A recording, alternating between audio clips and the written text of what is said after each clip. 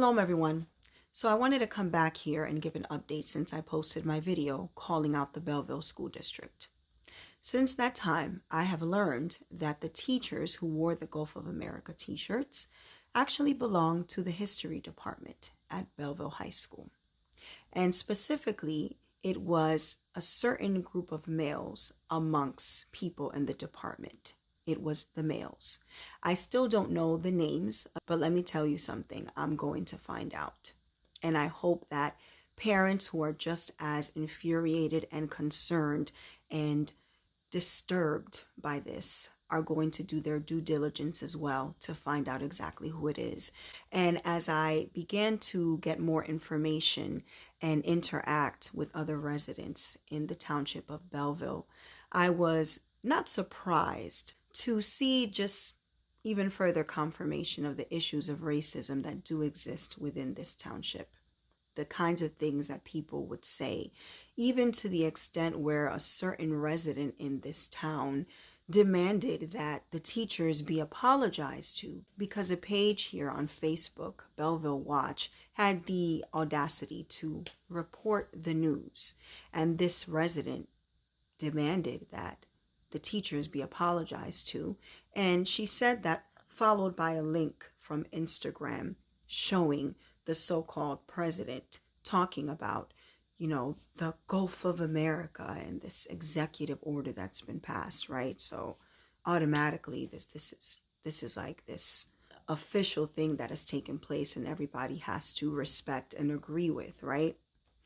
And I had to take the time to address this person and tell her, please explain to me, how is it that the teachers are owed an apology for propagating a racist mentality just because a white supremacist in the White House posing as a president decided to pass an executive order to rename a body of water doesn't mean that it was right, doesn't mean it was done in the right spirit, and it doesn't mean that it's something that everyone should bow down to and accept.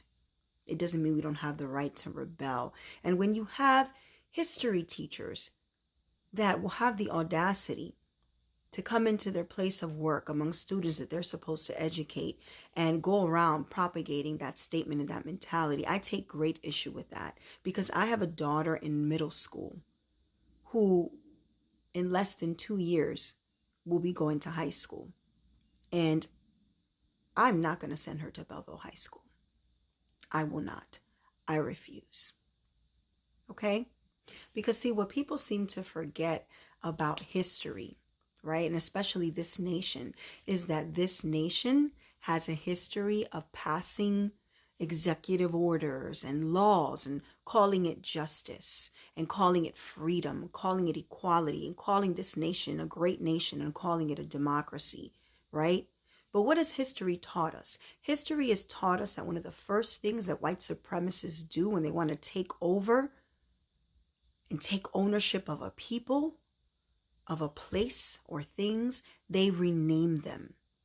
They rename them because when you rename something, you erase identity, history, lineage, culture. That's what white supremacists do. That is what racism does. Slavery, right? Does anybody remember that? So I had to take the time to remind this woman of what history has taught us.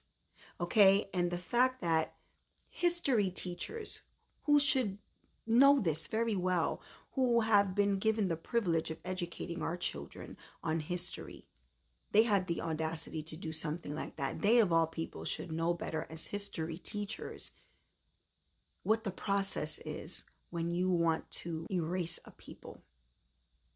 And they still did something like that. So let me tell you something. I will be at the Board of Education meeting on the 24th.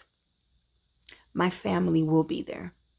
And I implore every resident of the city of Belleville who sees what's going on, who cares about our students, to show up there with me.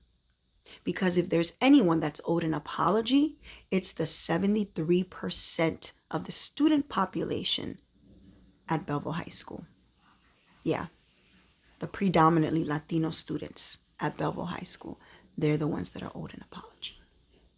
Y'all be blessed. Shalom.